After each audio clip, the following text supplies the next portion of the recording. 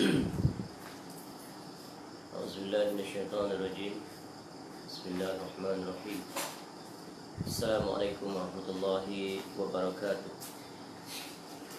إن الحمد لله نحمده ونستعينه ونستغفره ونعوذ بالله من شرور أنفسنا ومن سيئات أعمالنا. من يهده الله فلا مضل له ومن يضلل فلا هادي له. أشهد أن لا إله إلا الله وحده لا شريك له وأشهد أن محمدا عبده ورسوله. يا أيها الذين آمنوا اتقوا الله حق تقاته ولا تموتن إلا وأنتم مسلمون. يا أيها الناس اتقوا ربكم الذي خلقكم من نفس واحدة وخلق منها زوجها وبث منهما رجالا كثيرا ونساء. واتقوا الله الذي تساءلون به والأرحام إن الله كان عليكم رقيبا. يا أيها الذين آمنوا اتقوا الله وقولوا قولا سديدا يصلح لكم أعمالكم ويغفر لكم ذنوبكم ومن يطع الله ورسوله فقد فاز فوزا عظيما. أما بعد فإن أصدق الحديث كتاب الله وخير الهدي هدي محمد صلى الله عليه وسلم وشر الأمور محدثاتها وكل محدثة بدعة وكل بدعة ضلالة وكل ضلالة في النار. اللهم إنا نسألك علما نافعا. Ya Allah, kami memohon kepada Engkau ilmu yang bermanfaat, rizqan tayyiba, dan rezeki yang baik, wa amalan mutaqabbala, dan amal yang diterima. Alhamdulillah, kita bersyukur kepada Allah SWT. Pagi ini dapat kita kembali bertemu untuk kita melanjutkan pembacaan hadis-hadis Nabi SAW yang dibuatkan di dalam kitab Syama'il Al-Muhammadiyah yang disusun oleh Al-Imam Abu Isa At-Tirmizi rahimahullah, seorang ulama hadis yang berada pada kurun Salah, yang lahir pada tahun 209 Hijrah dan meninggal pada tahun 279 Hijrah, dalam umurnya sekitar 70 tahun. InsyaAllah pada pagi ini kita akan melanjutkan pada bab yang seterusnya, iaitu bab yang ke-54,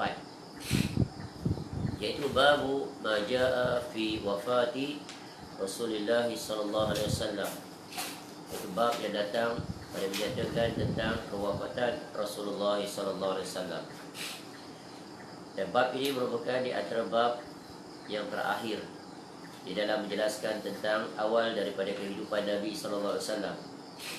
Ya, kita telah melihat dan mengambil faedah daripada awal bab yang pertama sampai bab yang ke-53, menjelaskan tentang perihal kepribadian Nabi SAW sepanjang menjadi seorang Rasul. Dan bila sampai masanya, sudah tentu yang bermula akan pasti berakhir. Setiap yang hidup pasti akan menemui kematian. Dan itulah janji Allah yang telah ditetapkan dan dia pasti akan berlaku. Sebab itu bila kita melihat pada ayat-ayat Al-Quran, contohnya pada surah Al-Imran ayat 185, Allah SWT berfirman dan mengingatkan hakikat kehidupan. A'udzubillahi minasyaitanirrajim. Kullu nafsin za'iqatul maut wa innama tuwaffawna ujurakum yawmal qiyamah. Faman zuhziha 'anil nar wa udkhilal jannah faqad faz. Wa mal hayatud dunya illa mata'ul ghurur. Tiap-tiap yang bernyawa, ya, tiap-tiap yang hidup pasti akan merasakan kematian. Dan sesungguhnya pada hari kiamat sahajalah disempurnakan pahalamu. Barang siapa dijauhkan daripada neraka dan dimasukkan ke dalam syurga, maka sungguh dia telah beruntung. Ya, faman zuhziha 'anil nar wa udkhilal jannah faqad faz. Kehidupan dunia ini tak lain hanyalah kesenangan yang memperdayakan. Sebuah ayat ini memberikan faedah yang sangat agung yang sedang berbicara tentang kematian. Dan kematian adalah satu perkara yang pasti. Tak ada satu pun yang hidup kekal. Ya, bukan setakat yang hidup, tidak ada satu pun mereka kekal, mereka akan pasti menemui ajal. Ya, sebelum ini kita telah jelaskan tentang umur Nabi SAW, di mana disebut rata-rata umur umat Nabi SAW berada di antara 60 hingga 70 tahun sahaja. Itu ghalibnya average. A'mar ummati ma baina 60 ila 70. Wa aqalluhu man yajuzu zalik. Nabi SAW memperingatkan kita sebagai umatnya, sebagai umat yang akhir zaman, umat pendek umurnya, 60 hingga 70 tahun sahaja. Ya, jangankan yang hidup akan menemui ajal, mati, yang benda mati pun ada ajalnya. Semua benda mati ada ajal. Ya, contoh, ya seperti pen ini. Bila sampai waktunya dia akan dibuang, tak digunakan lagi. Kenapa? Telah habis fungsinya, sudah sampai ajalnya. Jadi tidak ada satu pun ciptaan Allah Ta'ala yang kekal. Ya, yang kekal hanyalah Allah Subhanahu Wa Ta'ala. Sebagaimana Allah sebut dalam surah Ar-Rahman ayat 26 hingga 27. Kullu man 'alaiha fan wa yabqa wajhu rabbika dzul jalali wal ikram. Semua yang ada di bumi itu akan binasa, dan tetap kekal zat Tuhanmu yang punya kebesaran dan kemuliaan. Jadi itulah dia hakikat kehidupan. Ya, Allah sebut dalam surah Al-Qasas ayat 88. Kullu syai'in halikun illa wajhah lahul hukmu wa ilaihi turja'un. Tiap-tiap sesuatu binasa kecuali Allah. Baginya lah segala penentuan, hanya kepadanya lah kamu dikembalikan. Sebab itulah Nabi SAW ya menjelaskan kepada kita ya tentang betapa kita tidak akan selama-lamanya berada di dunia, dan segala-galanya telah berada di bawah ketetapan takdir Allah sampai masanya kita akan pergi meninggalkan dunia. Termasuklah makhluk yang paling mulia, iaitu pribadi agung Rasulullah SAW. Dan usia Nabi SAW pun tak panjang. Ia tak seperti mana ada di antara umatnya yang panjang sampai 100 tahun, 90 tahun. Ya, Nabi SAW hanya berada pada awal, ya, iaitu 63 tahun. Ya, berada pada limit julat yang minimum, bukan julat yang maksima 60 hingga 70. Ini menjadikan peringatan yang sangat besar kepada umatnya. Ya, jangan alpa, jangan terlena dengan usia yang diberikan oleh Allah panjang sampai saat ini. Ya, sebab ya kita sebagai umat Nabi SAW telah ditetapkan batasan umurnya pendek. Tak seperti umat Nabi Nuh AS, panjang sekali usianya. Allah sebut di dalam Quran, wa likulli ummatin ajal فَإِذَا جَاءَ أَجَلُهُمْ لَا يَسْتَأْخِرُونَ سَاعَةً وَلَا يَسْتَقْدِمُونَ. Setiap umat mempunyai batas waktu. Batas umat Nabi SAW pendek. Ya. Maka apabila telah datang waktunya, mereka tidak dapat mengundurkannya barang sesaat pun, dan tidak dapat pula memajukannya. Jadi tepat, right on the dot. Tidak lewat sesaat dan tidak dipercepatkan sesaat. Itulah ketentuan yang Allah telah tetapkan bagi kita. Ya, sebab itulah Nabi SAW memperingatkan kita agar sentiasa membuat persiapan untuk menghadapi kematian. Dan jangan khawatir terhadap kematian. Ya, kerana semua pasti akan mati. Kamu lari ke gunung yang tinggi, ke laut yang dalam, ya, ke udara yang jauh daripada bumi, tetap bila kematian telah sampai, kamu tetap akan pergi. Orang tua-tua dulu ada perkataan tentang usia nak hidup selama-lama, seperti orang nak menungkat langit. Ya, mustahil. Pasti dia akan mati. Kalau dipanjang usia pun 100 lebih tahun, menuju kepada kelemahan. Tak kuat. Dah tak mampu lagi dah. Nak angkat pelupuk mata pun dah tak mampu lagi. Tapi itulah manusia. Kalau boleh dia nak hidup lagi walaupun dalam keadaan seperti itu. Ya. Sebab itu Nabi SAW bagi satu solusi yang menyelamatkan kita, agar usia yang Allah berikan itu kita dapat manfaatkan sebaik mungkin untuk persiapan negeri akhirat. Salah satunya, jangan terlalai dengan kenikmatan dunia. Ya. Nabi SAW memberikan peringatan, akthiru zikra hazimil lazzat, ya, al-maut, fa innahu lam yazkurhu ahadun fi dhaiqin minal aishi illa wasa'ahu alaihi wala zikrahu fi si'atin illa dhaiqaha. Sering-seringlah, selalu-selalulah ya mengingati pemutus segala kenikmatan. Apa pemutus segala kenikmatan? Wahai orang-orang yang diberikan kenikmatan, ya, sampai saat sekarang pagi ni hidup lagi dia, ya, alhamdulillahilladzi ahyana ba'dama amatana wa ilaihin nusyur. Iaitu kematian.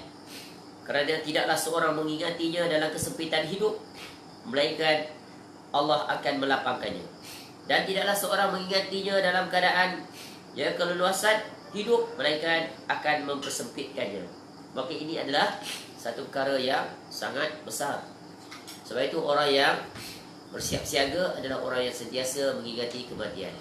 Tengoklah kekasih Allah Ta'ala, ya, juga kesayangan bagi umat Nabi SAW, ya, seorang Rasul yang dijamin sebagai ahli syurga. Nabi SAW pun mengingati kematian. Dia mengajar kita tentang untuk membuat persiapan tentang kematian. Ya, sebab itulah hendaklah kita menjadikan tajuk yang terakhir ini sebagai ya peringatan, ya, sebagai sempadan agar kita dapat membuat ya persiapan untuk kita bertemu dengan Allah. Kerana ketika mana telah sampai waktunya, maka tiada lagi penyesalan ya yang akan dapat membantu. Ya, penyesalan adalah ketika hidup. Adapun setelah kematian, maka tidak ada lagi penyesalan. Memang akan berlaku penyesalan, tapi sudah tiada gunanya. Ya, Masya Allah. Sebab itulah Allah mengingatkan orang-orang yang melakukan dosa bahawa mereka akan menyesal nanti ketika didatangi kematian. Allah sebut dalam surah Al-Mu'minun ayat 99 hingga 100. Hatta idza jaa ahadahumul maut qala birji'un qala rabbi irji'un la'alli a'malu salihan fima taraktu kalla innaha kalimatun huwa qailuha wa min waraihim barzakhun ila yaumi yub'atsun. Demikianlah keadaan orang-orang kafir itu. Apabila datang kematian kepada seseorang dari mereka, dia berkata, ya Tuhanku, kembalikanlah aku, yakni ke dunia, agar aku berbuat amal yang soleh terhadap yang telah aku tinggalkan. Sekali-kali tidak. Sesungguhnya itu adalah perkataan yang diucapkan sahaja, dan di hadapan mereka ada dinding sampai hari mereka dibangkitkan. Sungguh Allah Ta'ala telah menjelaskan pelbagai perkara yang berkaitan dengan kematian, keadaan orang yang menyesal yang sudah tiada gunanya lagi. Maka ini merupakan semua peringatan-peringatan daripada Allah Subhanahu Wa Ta'ala untuk kita mengambil faedah. Dan di antara jalan yang sangat ya ampuh untuk kita mengingati kematian adalah tentang kematian Nabi SAW. Ya, sebab itu dengan membaca bab yang terakhir ini, semoga akan terketuklah pintu hati kita. Maka kita akan membuat persiapan tidak tertipu dengan nikmatnya dunia. Kerana ramai orang ditipu oleh dunia, sehingga ketika sampai saat kematian barulah datang penyesalan. Tapi itu sudah terlambat. It's too late already. Ya, nak menyesal sekarang. Baik. Jadi babu ma jaa fi wafati Rasulullah sallallahu alaihi wasallam, iaitu bab yang membentangkan tentang ya 14 hadis. Jadi banyak sekali hadis-hadis yang dibentangkan oleh Al-Imam Abu Isa At-Tirmizi rahimahullah, hal yang berkaitan dengan kewafatan Nabi SAW, detik-detik terakhir Nabi SAW setelah menghabiskan usianya 23 tahun di dalam menunaikan perintah Allah, ya, tanpa gagal, tanpa jemu, tanpa letih, tanpa mengeluh. Dia sepenuh jiwanya diserahkan untuk mengabdikan dirinya kepada yang menyampaikan agama yang suci, agama Islam, dan Nabi SAW sebagai penutup Rasul akhir zaman. Ya, siang malam ya, mengajak umatnya kepada qulu la ilaha illallah tuflihu, untuk menegakkan kalimat tauhid, ya, walaupun menghadapi pelbagai, ya, serangan daripada pelbagai penjuru dengan kata nista, dengan pelbagai tuduhan, ya, sehingga diboikot, sehingga diancam dengan bunuh, dan begitulah seterusnya. Namun Allah berikan kejayaan dan kemenangan di atas apa yang dilakukan oleh Nabi SAW, kerana Nabi SAW telah melakukannya secara sepenuhnya dengan penuh amanah, menyampaikan agama, ya, tanpa mengambil kira kebencian musuh-musuhnya, tetap disampaikan seluruhnya. Dan inilah ciri khas seorang duat, seorang da'i, ya, menyampaikan perkataan walaupun dibenci oleh musuh-musuhnya. Baik, itu sebagai gambaran awal sebelum kita memasuki pembacaan hadis-hadis yang dipaparkan oleh Al-Imam Abu Isa At-Tirmidzi rahimahullah. Baik, Syakir baca hadis yang pertama, iaitu hadis yang ke-385 daripada 14 hadis di dalam bab ini. Bismillahirrahmanirrahim. Assalamualaikum ilaikum. Qala al-Imam al-Hafiz al-Faqih Abu Isa Muhammad bin Isa bin Surah At-Tirmidzi rahimahullah ta'ala, babu ma jaa fi wafati Rasulillah sallallahu alaihi wasallam. Qala haddatsana Abu Ammar al-Husayn bin Hurayth wa Qutaybah bin Sa'id wa ghairu wahid.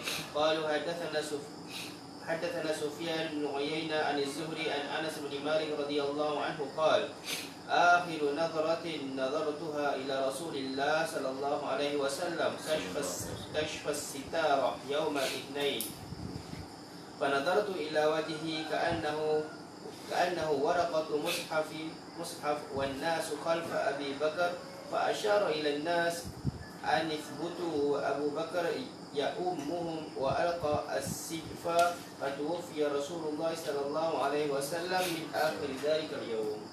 Baik, hadis yang pertama datang daripada Anas bin Malik radhiyallahu an, di mana beliau radhiyallahu an berkata, ya, kali terakhir aku memandang kepada Rasulullah sallallahu alaihi wasallam, yakni sebelum Nabi sallallahu alaihi wasallam wafat, ialah pada hari Isnin.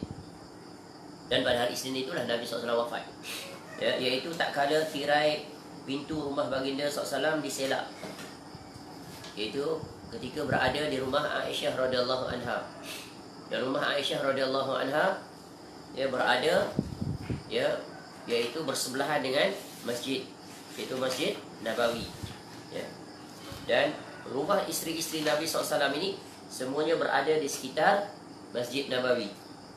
Yang berada di samping kiri, iaitu ke arah kiblat, ya, yang paling dekat sekali, yang paling ya, selari dengan kawasan Raudhah dan selari dengan mihrab masjid, ya, yang paling dekat tapi berhampiran dengan dinding masjid adalah rumah Aisyah radhiyallahu anha. Kemudian, ya, di belakangnya adalah rumah Fatimah radhiyallahu anha, dan begitulah seterusnya. Ya, dan yang paling ke depan melepasi, ya, kiblat ataupun, ya, bahagian Nabi SAW menjadi imam itu adalah rumah Hafsah radhiyallahu anha. Dan bahagian belakang masjid itu di arah kiri adalah, di dalam masjid adalah, ya, kediaman Ahli Suffah. Dan di belakang sekali masjid adalah 3 rumah isteri Nabi SAW, iaitu rumah Sofiyah, Ummu Habibah dan Juwairah radhiyallahu anhum. Baik, itu secara ringkas tentang lokasi. Adapun perincian bolehlah kita lihat di dalam, ya, ilustrasi gambaran rumah Nabi SAW. Jadi tak kala pintu rumah baginda SAW diselak, ya, dan baginda SAW berada di muka pintu, ya, muka pintu menghadap ke masjid. Aku melihat wajah baginda SAW seolah-olah seperti kertas mushaf, yakni wajahnya putih berseri, ya. Ya, ketika para sahabat, yakni orang ramai ketika itu sedang solat di belakang Abu Bakar As-Siddiq radhiyallahu an. Kerana pada hari Isnin Nabi SAW, ya, tidak lagi solat berjamaah. Ya, Nabi SAW pada waktu subuh itu solatnya di rumah kerana sakitnya yang amat kuat. Ya. Tapi walaupun sebelum itu Nabi SAW, ya, kelihatan sihat seolah-olahnya, kerana Nabi SAW melihat, ya, tentang umatnya yang dipimpin oleh Abu Bakar As-Siddiq radhiyallahu an menjadi imam pada solat subuh. Jadi Nabi SAW solat subuhnya di rumah pada hari itu, ya. Ya, orang ramai ketika itu sedang solat di belakang Abu Bakar radhiyallahu an, ya. Maka baginda SAW memberi isyarat supaya mereka tetap Ya, sedangkan Abu Bakar radhiyallahu anhu ketika itu sedang mengimamkan mereka. Maknanya Nabi SAW ketika Anas radhiyallahu anhu melihat Nabi SAW, Nabi mengisyaratkan teruskan solat dengan berimamkan Abu Bakar As-Siddiq radhiyallahu anhu. Kemudian baginda SAW menjatuhkan tirai, dan pada hujung hari tersebutlah baginda SAW wafat. Jadi detik-detik yang terakhir ini, di antara saksi matanya yang merakamkannya adalah Anas bin Malik radhiyallahu anhu. Sebab apa? Anas bin Malik radhiyallahu anhu adalah di antara orang yang sangat dekat dengan Nabi SAW. Sebagai pembantu Nabi SAW, tentulah dia akan memerhatikan gerak-geri Nabi SAW setiap saat. Apatah lagi ketika Nabi SAW berada dalam keadaan sakitnya, yang membawa kepada kewafatan Nabi sallallahu alaihi wasallam. Baik, teruskan.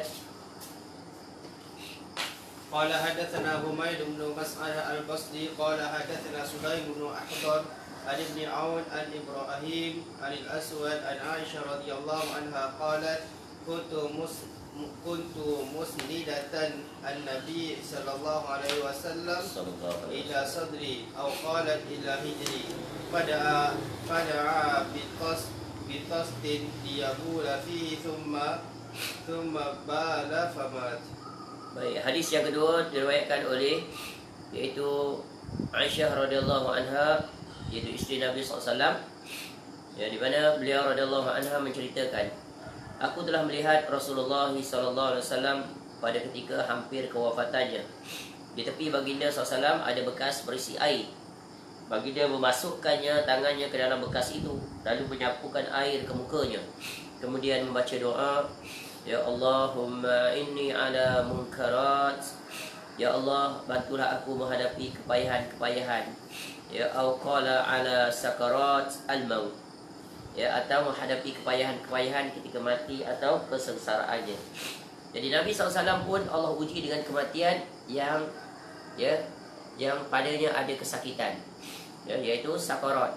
Jadi setiap orang akan menghadapi perkara tersebut. Kalau Nabi SAW sendiri merasa kesakitan, apatah lagi kita yang tidak Nabi, bahkan umatnya yang sangat jauh daripadanya, yang sepanjang kehidupannya banyak melakukan kemaksiatan dan sebagainya. Sedangkan Nabi SAW tidak berdosa, maksum, tapi tetap menghadapi fitnahnya kematian, yaitu sehingga Nabi SAW berdoa kepada Allah, memohon agar dibantu dalam menghadapi kepayahan. Kenapa? Ketika itu roh akan berputah daripada jasad, dia akan keluar daripada kelonsongnya, dan sudah tentu sesuatu yang keluar daripada kelonsongnya akan pasti mengalami kesakitan. Betul kan?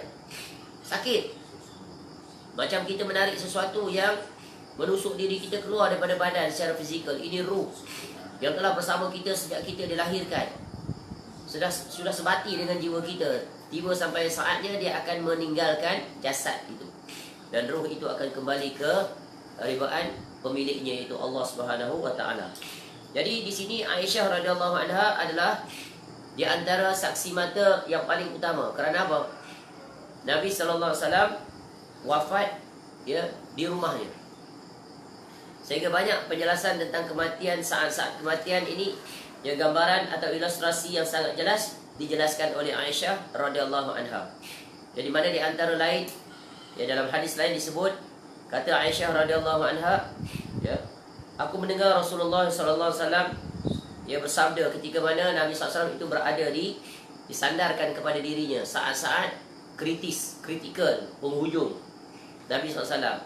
Jadi Aisyah radhiyallahu anha mendengar Nabi SAW berdoa, Allah maghfirli warhamni walhiqni birrafiqil a'la.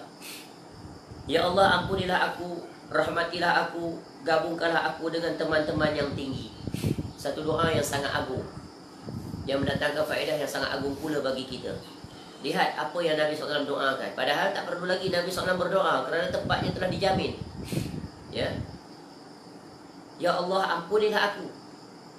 Menjadi pengajaran bahawa kita yang banyak dosa ini lebih aula, lebih banyak sepatutnya memohon ampun kepada Allah dalam keseharian kita.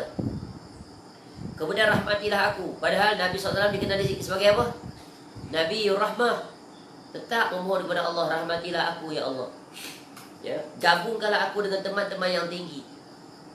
Digabungkan, dipertemukan kembali dengan teman-teman Siapa teman-teman Nabi SAW? Iaitu para sahabatnya yang telah pergi mendahului Nabi SAW, yang berjuang, ya, berikrar untuk mati mempertahankan Islam dan Nabi SAW. Dan berapa ramai di antara mereka itu yang syahid dalam setiap peperangan. Ya, ramai sekali. Dan Nabi SAW sudah sampai saat masanya seolah-olah kerinduan Nabi SAW yang sangat dalam, bukan hanya kepada Allah SWT, tapi juga pada sahabat-sahabatnya yang telah mendahuluinya.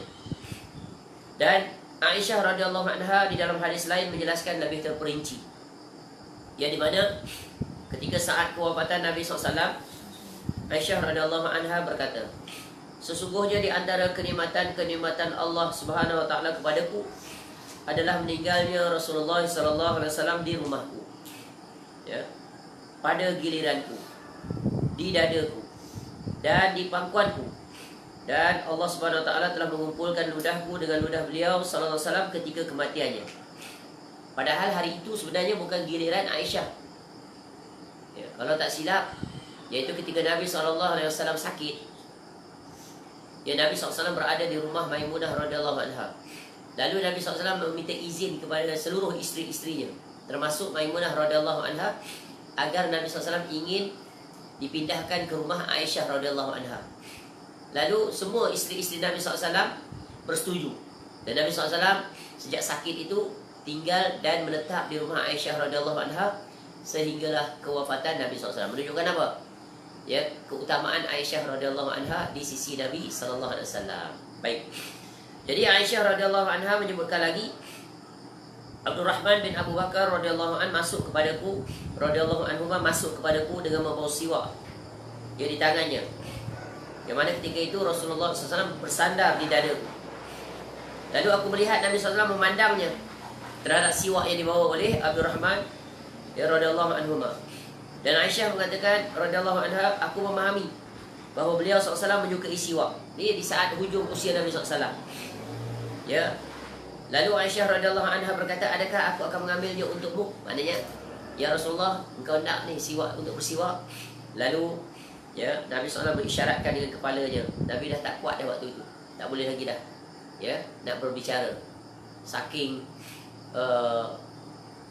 kritisnya saat ya sakratul maut. Lalu dilembutkan siwak itu, ya, Aisyah pun melembut-lembutkan, melumat-lumatkan dengan mulutnya, ditekan-tekan, digigit-gigit, kemudian diberi wangian, lalu diberikan kepada Rasulullah SAW. Lalu Nabi SAW menggunakannya. Ya, dan Aisyah radhiyallahu anha mengatakan, tidak aku lihat yang lebih baik Nabi SAW bersiwak kecuali pada hari itu. Maknanya Nabi SAW dalam saat-saat itu, ya, yang kritis untuk, ya, kematian, untuk menghadapi Allah Ta'ala, Nabi SAW lakukan yang terbaik dari sudut, ya, kebersihan, ya, kebersihan fizikal, ya, semuanya sekali, ya, dalam keadaan yang bersiwak, bersih, ya, harum bau mulutnya, Masya Allah, ya. Dan begitulah secara ringkasnya Aisyah radhiyallahu anha berkata, Rasulullah SAW meninggal dan beliau berada di bawah daguku. Aku tidak membenci kematian yang berat bagi seseorang selamanya setelah Rasulullah SAW.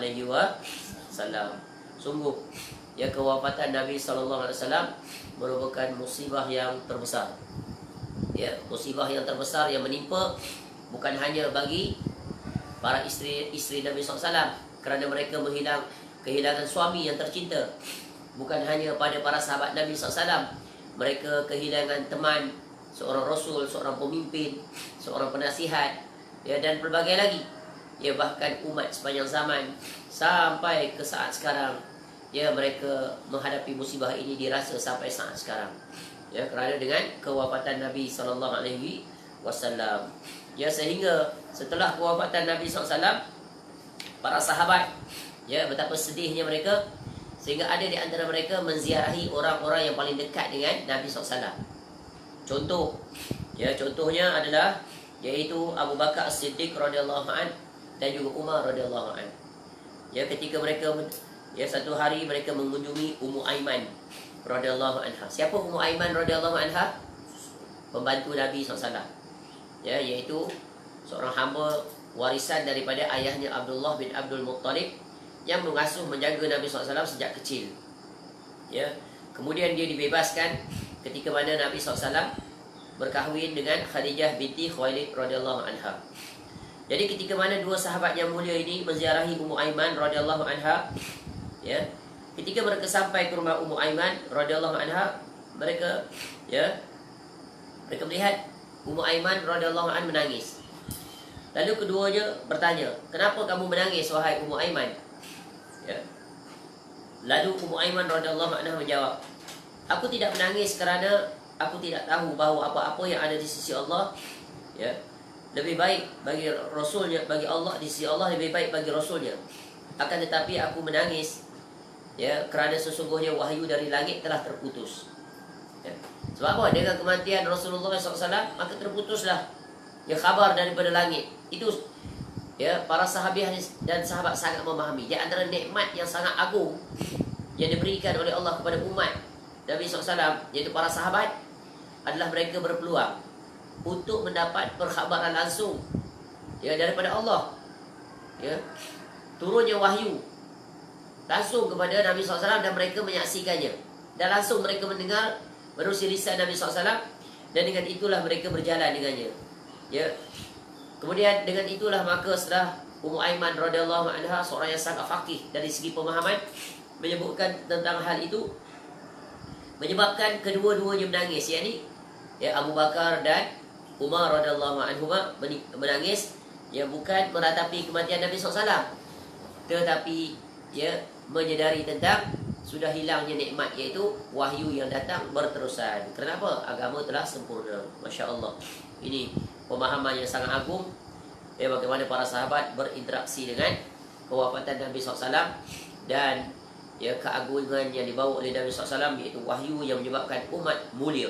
Para sahabat diberikan kemuliaan oleh Allah Ta'ala dengan wahyu, dan mereka berjalan di atasnya. Baik, langsung Syakir. Hadis yang ke berapa? Hadis yang keempat. Hadis 388. 387. Okey. Qala hadatsana Qutaibah qala hadatsana Al-Laits an ibni Bukan. Tadi hadis 386 tak baca lagi. Dah baca dah. Yang tentang Nabi SAW buat air kecil. Dah baca? Dah. Oh, tadi tersyarah yang lompat Okey, tak apa, kita hadis tu dah baca. Okey, kita tersilap tadi. Ya. Jadi hadis 386 adalah hadis yang diriwayatkan daripada Aisyah radhiyallahu anha. Iaitu, ya, menceritakan juga saat bagaimana Nabi SAW wafat. Jadi pangkuan Aisyah radhiyallahu anha. Aku menyandarkan Nabi SAW ke dadaku atau ke pangkuanku. Lalu baginda SAW meminta satu bekas atau besin untuk membuang air kecil di dalamnya. Kemudian baginda SAW membuang air kecil, sebab itu baginda SAW wafat. Tengok, begitu detail, teliti. Ya, tidak ada seorang Rasul pun yang teliti biografinya melainkan Nabi SAW. Sebelum dilahirkan sampai setelah kewafatan. Very complete, very detail. Ya, tengok Allah muliakan Nabi SAW, ya, bagi umat Nabi SAW. Jadi tidak ada celah bagi, ya, sesiapa saja untuk mengingkari, menolak ajaran Nabi SAW, sebab biografi Nabi SAW terperinci, boleh dilihat, boleh ditelusuri dan diambil faedah. Menunjukkan apa? Betapa observernya para sahabat Nabi SAW dalam memerhatikan segala gerak kehidupan Nabi SAW. Sebab itu ini di antara perkara yang membantah orang-orang yang memandai-mandai dalam urusan agama, menambah sana, menambah sini. Ya, padahal, ya, semuanya sudah tercatat dengan rapi, tak ada satu pun yang tertinggal. Ya, sehingga Imam Malik rahimahullah membuat pernyataan yang sangat keras terhadap orang-orang yang seperti ini, suka menukuk tambah dalam agama. Ya, khusus dalam bab yang berkaitan dengan otoriti Nabi SAW sahaja, mutlak, tak boleh orang lain campur tangan. Iaitu dalam hal mengada-ngadakan dalam bab syariat, dalam bab ibadah. Ya. Kata Imam Malik rahimahullah, ya, satu peringatan keras. Mani ibtada'a fil islami bid'ah yaraha hasanah.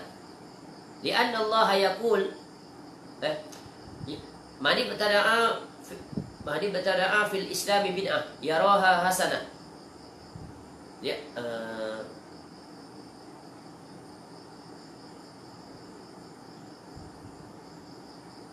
Mani ibtada'a bid'atan faqad zama. bukan yang tu. Mani ibtada'a fil islami bid'ah yaraha hasanah. Faqad zama anna Muhammadin faqad za'ama anna Muhammadin sallallahu alaihi wasallam khana risalah. Lianna Allah yaqul al-yawma akmaltu lakum ila akhir ayat. Jadi Imam Malik rahimahullah menegaskan satu kaedah yang sangat agung. Barang siapa mengada-ngadakan sesuatu yang baru, ajaran baru, tambah-tambah ya dalam agama, jadi Islam, ya seolah-olah dia menganggap itu adalah baik. Seolah-olah dia mengatakan Nabi SAW telah khianat terhadap risalah. Ya, Nabi SAW tak sampaikan. Ada yang tertinggal. Ya, ada yang tersembunyi. Ada yang Nabi SAW tak tahu. Lalu dia buat. Ya, ini sungguh ya ucapan kekufuran. Ya. Sedangkan Allah Ta'ala berfirman, ya, al-yawma akmaltu lakum. Ya, pada hari ini aku telah sempurnakan agama dan cukupkan nikmatku bagi kamu. Ya, dan aku redha Islam itu sebagai agama kamu. Ni ayat pemungkas, ayat apa? Ayat pemukul bagi orang-orang yang suka melakukan tambahan dalam agama, iaitu dalam perkataan yang mereka tak suka, iaitu bid'ah. Ini peringatan keras. Ya. Kemudian Imam Malik rahimahullah mengatakan apa-apa yang tidak menjadi agama pada waktu itu tak juga jadi agama pada waktu sekarang, waktu kita, dan begitulah seterusnya. Masya Allah. Ini pemahaman yang sangat faqih ya daripada seorang imam, iaitu Imam Malik rahimahullah, kerana mereka mengikuti jalannya para sahabat Nabi sallallahu alaihi wasallam. Baik, hadis yang ke-388. Qala hada 387. 87 sudah tadi. Tak baca. Oh, baca. Dah huraian dah sudah baca belum? Qala hadatsana Qutaibah qala hadatsana Laith an Ibn Had an Musa bin Sarjis an Qasim bin Muhammad an Aisyah radhiyallahu anha annaha qalat ra'aitu Rasulullah sallallahu alaihi wasallam wa huwa bil maut wa indahu qadahun fihi ma wa huwa yudkhilu yadahu fil qadah thumma yamsahu wajhahu bil ma thumma yaqul Allahumma a'inni ala munkarat atau qala sakaratil maut. قال حدثنا الحسن بن الصباح البزار قال حدثنا مبشر بن اسماعيل عن عبد الرحمن بن العلاء عن ابيه عن ابن عمر رضي الله عنهما عن عائشه رضي الله عنها قالت لا اغبط احدا بهون موت بعد الذي رايت من شده موت رسول الله صلى الله عليه وسلم. Baik, hadis yang ke-387 yang kita telah syarahkan, tapi kita baca sebab dia adalah dalam urutan, iaitu diriwayatkan daripada Aisyah radhiyallahu anha. Beliau menceritakan, aku telah melihat Rasulullah SAW pada ketika hampir kewafatannya. Di tepi baginda ada bekas berisi air. Baginda SAW memasukkan tangannya ke dalam bekas itu, lalu menyapukan air ke mukanya, kemudian membaca doa, Ya Allah, bantulah aku menghadapi kepayahan-kepayahan ketika mati atau kesesaran. Maka ini juga merupakan sunnah, boleh dilakukan oleh kita yang sedang menghadapi sakratul maut. Ya, kerana sakratul maut itu sangat menyulitkan, sangat mengerikan. Ya. Dan Nabi SAW mencelupkan tangannya ke dalam air. Kenapa? Nabi SAW meninggal disebabkan oleh apa? Sakit apa? Sakit demam yang sangat panas, sehingga Nabi SAW terasa sakit sekali kepalanya. Di awal sakit Nabi SAW, sehingga diikat ya kepala Nabi SAW itu dengan kain sekuat untuk menahan betapa sakitnya. Ya, sehingga Aisyah radhiyallahu anha diminta oleh Nabi SAW untuk meruyah dengan membaca 3 kul itu. Ya, kul wallah, kul a'udzu birabbil falaq, dan kul a'udzu birabbin nas.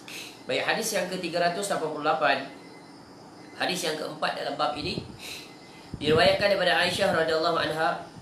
Beliau menceritakan, aku tidak merasa iri hati pada seseorang dengan kematian yang mudah setelah apa yang aku lihat daripada beratnya kewafatan Rasulullah sallallahu alaihi wasallam. Ya, jadi Nabi SAW dia wafat dalam keadaan yang mudah. Ya, walaupun nampaknya payah. Ya, lihat situasi Nabi SAW. Ya, sehingga Nabi SAW berdoa. Sudah tentu orang yang paling mudah sekali kematiannya adalah Rasulullah SAW. Dalam keadaan mudah, tapi nampak payah itu pun ya begitu sekali, apatah lagi kita. Ya, dengan itu kita berharap kepada Allah agar kita meninggal dalam keadaan yang dimudahkan oleh Allah Subhanahu Wa Taala, dan di dalam keadaan ia mendapat keampunan dan rahmat daripada Allah, iaitu penghujung akhiran kita dengan husnul khatimah, agar kita dapat bersama dengan Nabi sallallahu alaihi wasallam. Jadi inilah situasi-situasi ya, momen-momen ataupun keadaan-keadaan yang dihadapi oleh Nabi sallallahu alaihi wasallam, menunjukkan betapa ya payahnya, sulitnya ya situasi di mana seseorang ketika mana berpisah roh daripada jasadnya. Ya, sehingga dalam hadis ada disebutkan tentang betapa sakitnya yang tak terperikan.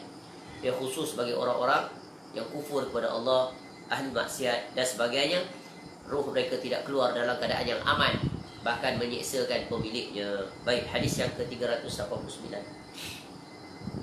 قال حدثنا أبو كريب محمد بن علاء قال حدثنا أبو معاوية عن عبد الرحمن بن أبي بكر وهو ابن المليكي عن ابن أبي مليكة عن عائشة رضي الله عنها قالت لما قبض رسول الله صلى الله عليه وسلم اختلفوا في دفنه فقال أبو بكر سمعت من رسول الله صلى الله عليه وسلم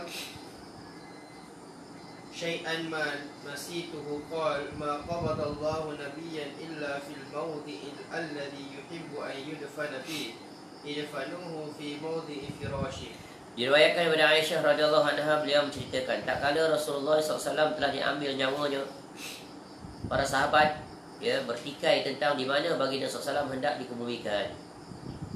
Maka Abu Bakar radhiyallahu anhu berkata, aku telah mendengar daripada Rasulullah SAW sesuatu yang aku melupainya, iaitu baginda SAW tidak diambil nyawa seseorang Nabi melainkan di tempat yang ia suka jenazahnya dikebumikan di situ. Hendaklah kamu kebumikan Rasulullah SAW di tempat hamparannya. Di mana tempat hamparannya? Tempat Nabi SAW wafat. Jadi hadis ini memberikan beberapa faedah yang sangat agung, yaitu tentang setelah Nabi SAW wafat, tentunya isu yang akan timbul adalah nak dikebumikan di mana. Betul kan?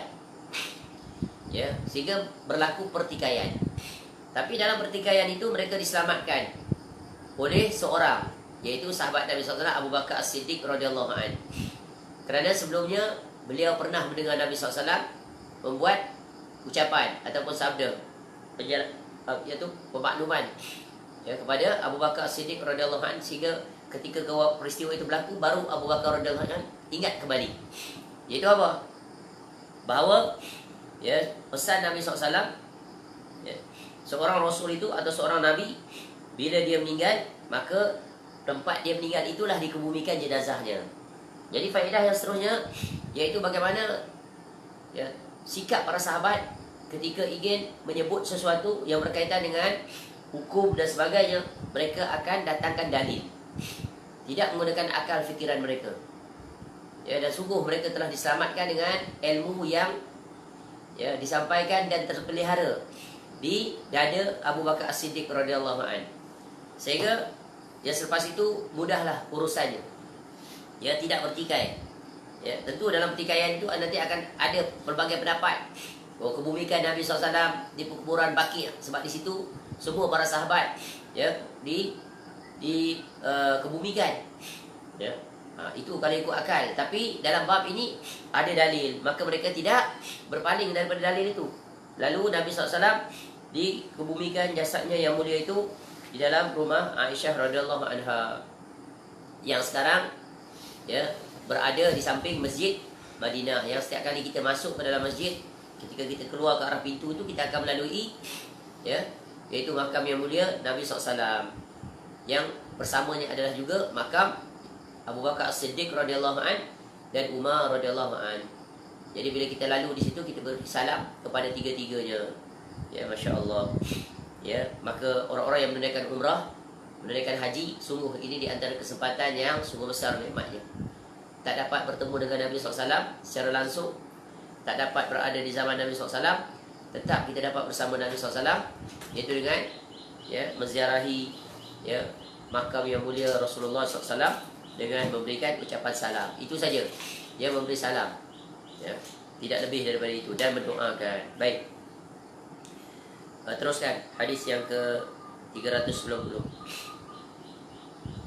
قال حدثنا محمد بن بشار وعباس العنبري وسوار بن عبد الله وغير واحد قالوا حدثنا يحيى بن سعيد عن سفيان الثوري عن موسى بن ابي عائشه عن عبيد الله بن عبد الله عن ابن عباس رضي الله عنهما وعائشه رضي الله عنها ان ابا بكر قبل النبي صلى الله عليه وسلم بعد ما مات. Baik, diriwayatkan daripada Ibnu Abbas radhiyallahu anhuma Dan Aisyah radhiyallahu anha yang menceritakan Abu Bakar radhiyallahu an mengucuk Nabi SAW sebab saja baginda SAW wafat. Ini iaitu itu di antara tanda sayangnya, kasihnya. Sudah tentu Abu Bakar As-Siddiq radhiyallahu an adalah bapa mertuanya, sahabat Nabi SAW nombor 1 yang bersama Nabi SAW dalam berhijrah. Betapa sedihnya Abu Bakar As-Siddiq radhiyallahu an, tapi itu adalah kenyataan yang terpaksa dihadapi. Sebagai tanda terakhir yang memuliakan Nabi SAW. Betapa sayangnya Abu Bakar As-Siddiq radhiyallahu an terhadap menantunya juga Rasulnya, lalu mengucup Nabi SAW. Di mana kucupan itu? Iaitu di dahi. Jadi disunahkan orang hidup mengucup orang yang telah meninggal dunia.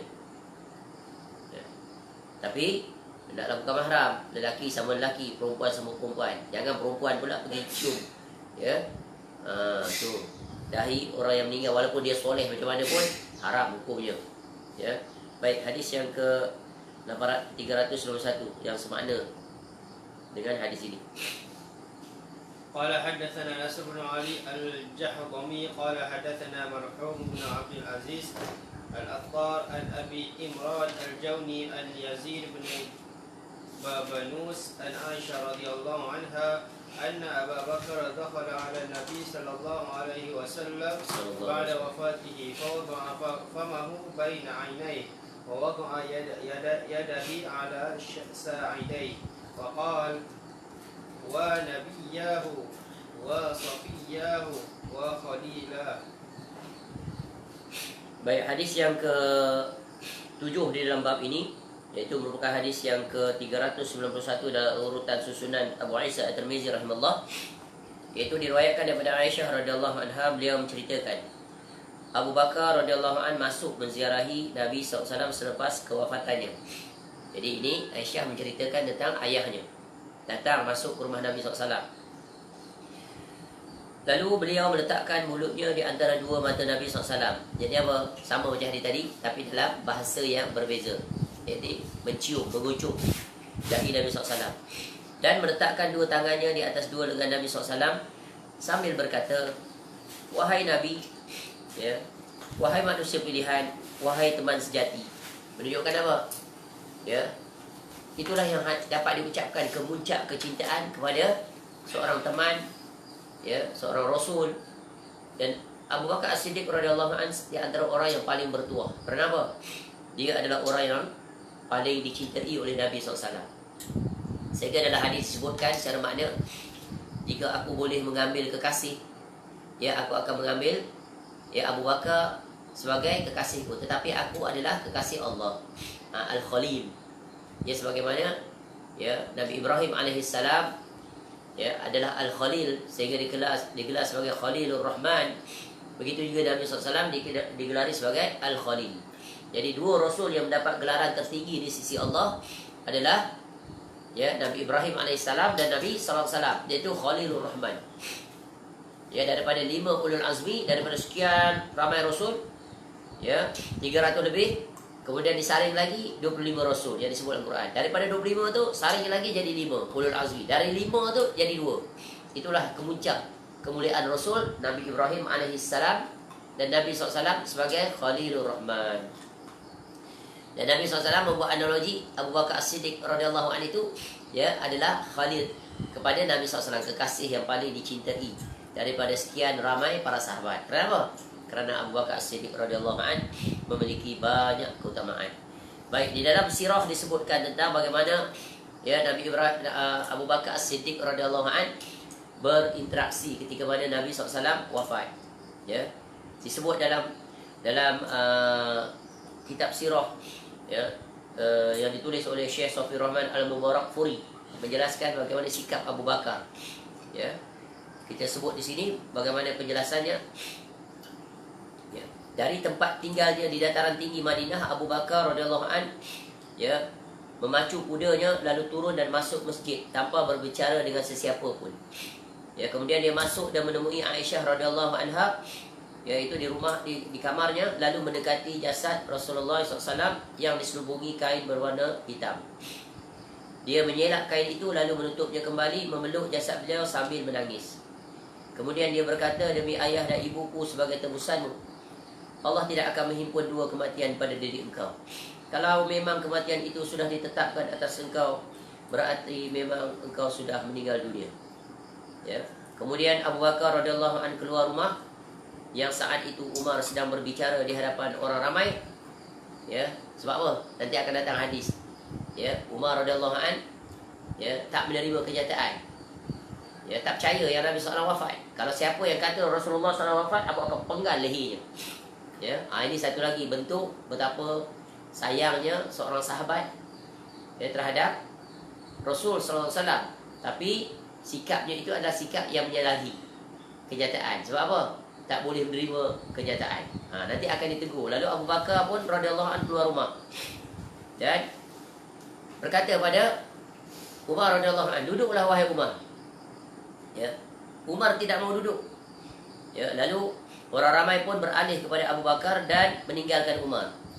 Ya, sebab apa? Abu Bakar adalah seorang senior, seorang dekat dengan Nabi SAW. Maka dia diberi perhatian. Tak pedulilah pada Umar, biarkan dia.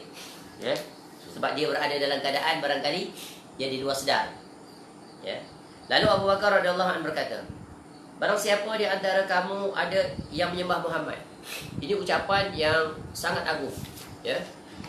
Ucapan Abu Bakar yang sangat agung, yaitu faman kana ya'budullaha 'azza wa jal fa inna allaha hayyun la yamut wa man kana ya'budu Muhammadan fa inna Muhammadan faqad mat.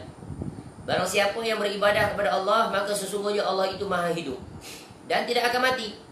Dan barang siapa yang beribadah kepada Muhammad, maka sesungguhnya Muhammad telah wafat.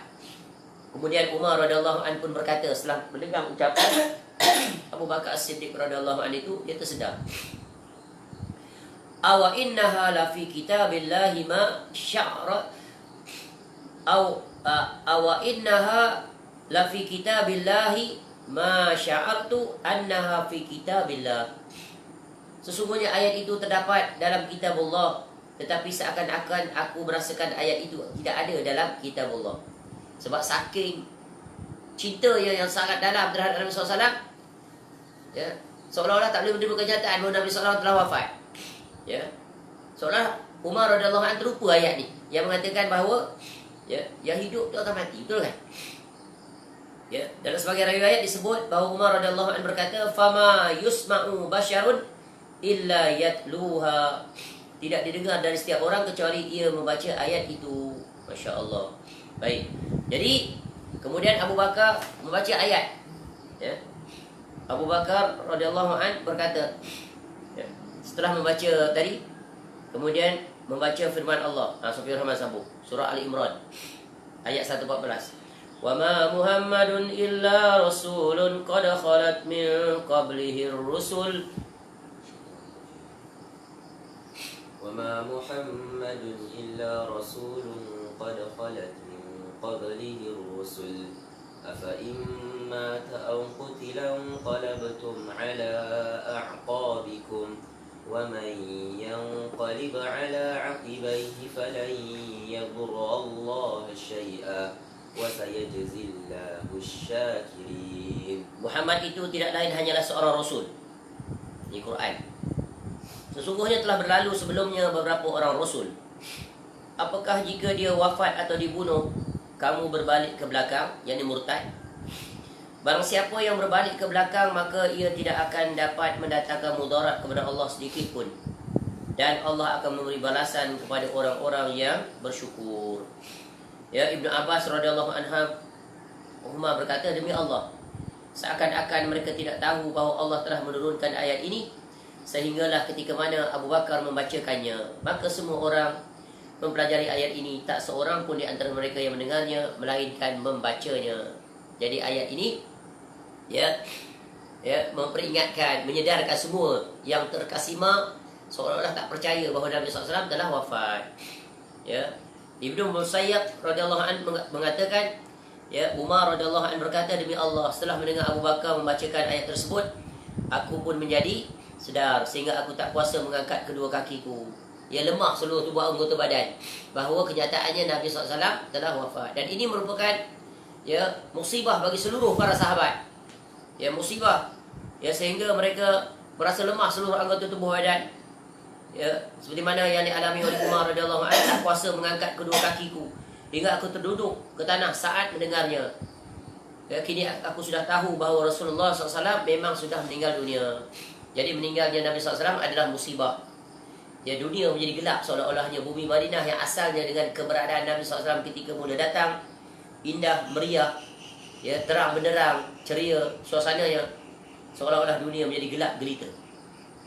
Ya, tangisan ya para sahabat yang mengiringi kewafatan Nabi SAW, menyambut kewafatan Nabi SAW, ya sungguh sedih, menyedihkan. Ya, dan itu adalah musibah yang sangat besar, sehingga Nabi SAW bersabda ya sebelum-sebelumnya tentang musibah ini. Apa kata Nabi SAW? Iza musiba ahadukum bi musibah falyadhkur musibatahu bi fa innaha a'zamul masaibi indah. Ya. Jika salah seorang di antara kamu tertimpa musibah, maka hendaknya dia mengingati musibah yang ia alami bersamaku, kerana sesungguhnya musibah yang ia alami bersamaku itu lebih besar dari yang dia alami. Dan termasuk musibah yang paling besar adalah kewafatanku. Sebab itu di antara tanda-tanda kiamat adalah wafatnya Nabi sallallahu alaihi wasallam. Sebab itu Nabi SAW mengingatkan kita, apabila kamu ditimpa dengan sesuatu musibah, maka ingat ada lagi musibah yang lebih besar daripada itu. Iaitu apa? Ya, musibah dengan kewafatan Nabi sallallahu alaihi wasallam. Baik, ini adalah ya di antara perkara yang ya dijelaskan oleh ya Aisyah radhiyallahu anha tentang ya kewafatan Nabi sallallahu alaihi wasallam. Ya. Ya, tentang bagaimana cintanya Abu Bakar As-Siddiq radhiyallahu an, betapa tenangnya ya Abu Bakar As-Siddiq radhiyallahu an sebagai orang yang paling tertinggi imannya di kalangan para sahabat, mengajar kita bagaimana tentang menyambut, mendengar kematian. Sebab itulah Nabi SAW ajar kita supaya memiliki sifat redha bila seseorang itu meninggal. Ya, mesti redha, nombor satu. Ya, bagaimana kita redha? Dengan mengucapkan bila kita yang mendengar orang meninggal, inna lillahi wa inna ilaihi raji'un. Bukan yang dilakukan oleh sebagian besar masyarakat, dengar saja kematian, Al-Fatihah. Itu amalan bid'ah, tinggalkan. Ya, ni yang sulit nak dihapuskan, tapi kena disampaikan. Tak ada langsung dalam catatan ya sirah Nabi SAW, sirah para sahabat, sirah para tabi'in, ya, para ulama yang berjalan di atas tariqahnya Al-Quran wa Sunnah. Ya, bila mendengar kematian, ya, membaca Al-Fatihah. Ya, ni adalah orang kita ni sikit-sikit Al-Fatihah. Pandai dia menggezetkan sesuatu yang tak digezetkan oleh Nabi SAW. Maka ini perbuatan yang tercela. Tercela. Ya, kalau itulah ya baik dilakukan, tentu para sahabat yang berjumlah sekian ramai itu akan mengucapkan Al-Fatihah kepada Nabi SAW. Nabi SAW tak perlukan Al-Fatihah daripada kita. Ya, tak perlu. Kalau perlu, pasti Nabi SAW akan perintahkan. Pasti para sahabat akan berbuat. Lihat apa yang dilakukan oleh Abu Bakar As-Siddiq radhiyallahu anhu. Datang kepada Nabi SAW. Ya, kemudian mengucuk dahi Nabi SAW. Ya. Kemudian membuat satu ucapan. Wahai Nabi, wahai manusia pilihan, wahai teman sejati. Ya, tidak terpekik terulung, tidak meratap kematian. Ya, tapi para sahabat tahu hasil didikan Nabi SAW kepada mereka. Mereka tahu, walaupun mereka boleh saja untuk berbuat, menyatakan betapa sedihnya mereka dengan dia melakukan upacara-upacara tertentu, menangis beramai-ramai secara berjamaah, tak mereka lakukan, kerana mereka sangat patuh terhadap perintah Nabi SAW ketika Nabi SAW hidup. Bahkan ketika Nabi SAW wafat, tak berani sekali-kali mereka menyelisihinya. Berbeza dengan umat yang datang kemudian, berani sekali mereka melangkahi dan melangkaui. Padahal mereka itu tidak lebih baik, jauh berganda dengan para sahabat Nabi SAW. Ya, para sahabat Nabi SAW, mereka adalah orang yang paling sayang terhadap Nabi SAW. Dalam sayang mereka itu yang sangat dalam, yang tak boleh digambarkan dengan ucapan, mereka tetap berhenti di mana Nabi SAW berhenti. Tak berani mereka melangkaui. Inilah contoh teladan yang sangat agung daripada seorang sahabat Nabi SAW, Iaitu perbuatan Abu Bakar As-Siddiq radhiyallahu anhu itu menjadi contoh kepada para sahabat lain. Sehingga Umar radhiyallahu anhu yang sebelum itu tak boleh menerima tentang kematian Nabi SAW, akhirnya tunduk, terduduk setelah kata sahabat Nabi SAW yang lebih senior, yang lebih dekat pada Nabi SAW. Jika tidak, tentu Umar radhiyallahu anhu akan berada dalam keadaan demikian. Seolah-olah, bahasa kasarnya seolah-olah dalam keadaan luar sedar. Tak sedar diri. Sampai membuat ucapan seperti itu. Itu juga menunjukkan betapa sayangnya kepada Nabi SAW. Tapi tak boleh melampaui batas. Alhamdulillah ada seorang Abu Bakar As-Siddiq radhiyallahu anhu yang menyelesaikan perkara yang sangat kritis ketika itu. Begitu juga langkah kedua tentang tempat di mana untuk dikuburkan jenazah Nabi SAW. Baik, cukup dulu kita berhenti pada hadis yang ketujuh. InsyaAllah panjang umur. Malam nanti kita akan sambung hadis yang ke 392 dan seterusnya. Semoga Allah memberikan kita yang manfaat daripada bab ini. Betapa umat setelah kewafatan Nabi SAW bercerai-berai, berumbang ambing, saling berselisih, bermusuhan, berbagai firqah lahir, seperti cendawan tumbuh selepas hujan, yang seolah-olah sulit untuk diselesaikan. Dan inilah di antara musibah, salah satu musibah terbesar. Tidak ada lagi tempat untuk semua umat yang berselisih itu merujuk. Masing-masing merujuk kepada tokoh masing-masing. Maka selama-lamanya lah umat Islam itu berpecah, tak akan bertemu. Sehinggalah nanti kedatangan Al-Mahdi Al-Muntazar. Akan datang dia untuk menyelesaikan seluruh permasalahan umat. Tapi sementara kedatangan Al-Imam Al-Mahdi itu, apa yang perlu kita buat? Hendaklah berusaha sekuat tenaga untuk berjalan di atas jalannya Nabi SAW. Mencontohi para sahabat, iaitu berpegang teguh dengan Al-Quran, berpegang teguh dengan As-Sunnah, dan memahami keduanya dan berjalan dengannya sesuai dengan pemahaman para sahabat, para salafus soleh. InsyaAllah itulah dia jalan yang benar, jalan yang wajib kita intisab kepadanya. Adapun lain daripada itu, mereka berada di jalan yang menyimpang, terselewing dari jalan yang benar.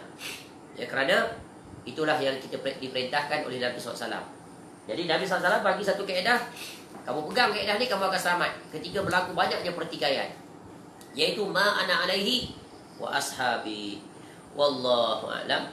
Mudah-mudahan kita istiqamah di atas jalannya Nabi SAW.